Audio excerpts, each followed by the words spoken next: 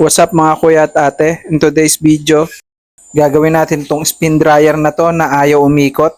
Ang brand nga pala nito ay Top Mama Spin Dryer. Papakita ko sa inyo kung paano malaman kung ano bang sira ng spin dryer na to. Bakit hindi siya naikot. Kailangan lang natin ng tester para ma-check natin to. Una, ilagay natin sa resistance yung ating tester. Ito, sa may ohms. Tapos kunin natin yung plug ng spin dryer natin. Tapos lagyan natin yung dalawang probe ng tester. Huwag nyo didikit yung daliri nyo sa dulo ng probe para hindi ma-read yung resistance ng katawan nyo. Pag naka-off yung selector switch, 0 siya. Pag binuksan nyo, magkakaroon na siya ng ohms, ng resistance. Tapos pag binuksan mo to, kailangan mag-0 siya o open line kasi mamamatay yung switch. At pag binaba mo ulit yung cover na to, magkaka-resistance ulit siya. Bali, tinest natin yung selector switch saka yung cover switch. Base sa ginawa natin, okay naman yung selector switch saka yung cover switch. Kaya check natin naman dun sa baba. Ngayon, ang i-check natin naman yung motor, capacitor, saka yung wirings niya. Ayan, tatanggalin lang natin yung cover nito. Tapos pag natanggal mo na yung cover na yan, meron dyan nakabalot ng plastic. Tanggalin nyo yung nakabalot ng plastic na yan. Protection yan para hindi mabasa yung wiring. Ibalik na lang natin mamaya pagkatapos natin gawin. Una nating i-check yung capacitor. Susugin lang natin yung wire ng capacitor. Itong dalawang to. Yan, para malaman yung wire ng capacitor, may kulay itim dyan, susugin nyo. Tapos kumuha ninyo yung tester nyo. Yung tester nyo pala dapat may capacitance meter ha. Yan, tapat nyo lang doon sa may capacitance meter. Yan, sa akin ipipindutin lang yung select. Dapat may makikita kayong NF o UF. At test natin kung ilang UF pa o microfarad tong ating capacitor. Kung mataas pa ba siya o mababa na. Ito yung capacitor na sinasabi ko. Tapos nakalagay dyan sa ilalim, 5 UF o 5 microfarad tong capacitor natin. Check natin kung 5 microfarad pa rin ba siya. Ito yung wiring ng capacitor. Yan, tusok mo lang doon sa loob. Hindi mo na kailangan putulin yung wiring. Pwede mo na i-test yan dyan. Mapapansin nyo sa tester ko, 0 pa rin yung reading, hindi siya nagbabago. Dapat may mariread ka na mga 4 point something microfarad dyan, kaya lang wala talaga. Ibig sabihin sira na tong capacitor na to. Kahit anong gawin tuso ko, wala talagang pagbabago. Sa kapansin ko dito sa capacitor na to, may umaalog na. Ang susunod naman natin i-check yung wiring ng motor. Maganda i-check na rin natin tong wiring ng motor kahit alam na nating sira yung capacitor, check pa rin natin tong wiring ng motor kasi mamaya sira yung motor, bumili pa tayo ng capacitor, sayang naman yung pagbili natin. Bali sundan mo lang yung wiring galing sa motor. Bali ito nakita ko na blue, green, saka gray. Ito ang tetest natin. Yan, lalagay mo lang yung tester mo sa resistance uli para ma-read natin yung resistance nitong motor na to.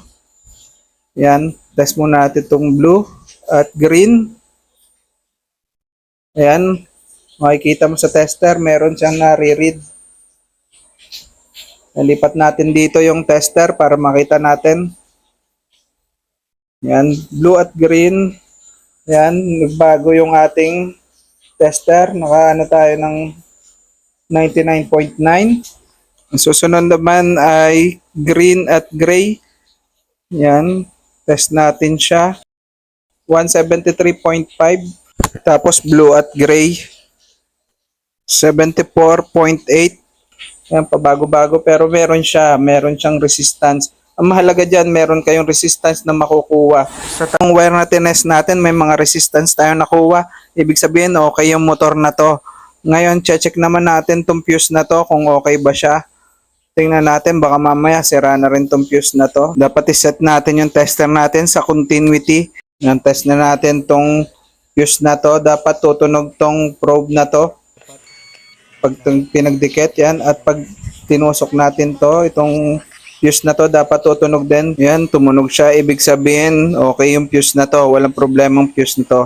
Bali sa pagtetest natin, isa lang yung nakita natin sira ay yung capacitor. Bali, kailangan lang natin palitan tong capacitor na to. Ito, kumakalog. Bibili lang tayo ng bagong capacitor, dapat 5 UF din na pang washing machine. Para makita nyo pala kung talaga hindi nagana tong spin dryer na to, ito testingin natin. Saksak natin siya. Tapos ayun yung lumang capacitor pa rin yung nakakabit niya. Tapos buksan natin to. Yan. Yan, makikita nyo, hindi siya naandar. Kung gusto nyo nga palang gayanin tong video na to, mag-subscribe na kayo at save nyo tong video na to para mabalikan nyo agad pag gusto nyo panoorin uli. At kung gusto nyo palang bumili ng capacitor, click nyo lang yung link dyan sa baba. Ito, meron na tayong bagong capacitor, 5UF. Bali, ang price ng capacitor na to, 95 pesos lang. Sa halagang 95 pesos, mabubuo na yung spin dryer mo. Para makabit na natin to, splice natin to. Tanggalan natin yung balat para ma-connect na natin dun sa lumang capacitor na yun. Puputulin natin yung wire ng lumang capacitor at kakabit natin to. Pakita ko sa inyo kung ano ba ang reading ng capacitor. Yan, lagay natin sa capacitance. Set natin siya sa may yung NF, UF. Yan, may NF, UF yan. Tapos, test natin yung capacitor na to. Kabit lang natin yung wire sa magkabilang probe. Yan, ikot lang natin. Na makikita nyo, gumagalaw na yung tester. Yan, makikita nyo, ayan, 5UF. Yan, pagbago, 5UF. Minsan, nasa 4 point something.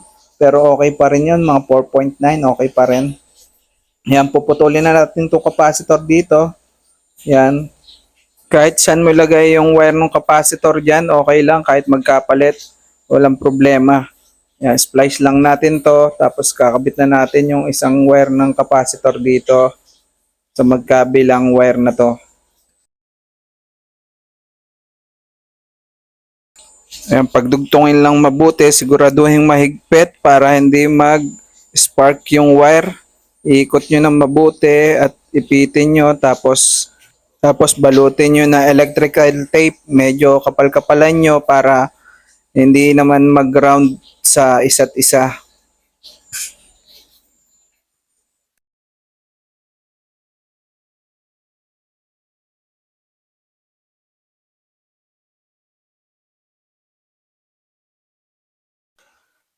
Pag nakabit na natin yung dalawang wire, testingin na natin yung spin dryer natin. Saksak na natin sa outlet. Tapos, ito, pasok muna natin ito sa loob. Tapos buksan natin. Ayan, makikita natin, umaandar na siya. Ayan o, umaandar na yung spin dryer natin. Ang problema lang talaga niya yung capacitor. Ayan, okay siya. Okay na to, spin dryer na to. Kung gusto nyong gayanin tong DIY na repair na to, mag-subscribe lang kayo sa channel natin at i-save nyo yung video at para magaya nyo yung DIY tutorial na to. At kung gusto nyo naman bumili ng capacitor at hindi nyo alam kung saan bibili, i-click nyo lang yung link dyan sa baba. Iayos lang natin tong wire na to at balutan ulit natin ng plastic, saka ibalik lang natin yung takip nitong ating spin dryer para tapos na. Mag-like at subscribe kayo sa channel natin. Hanggang dito na lang. Peace out.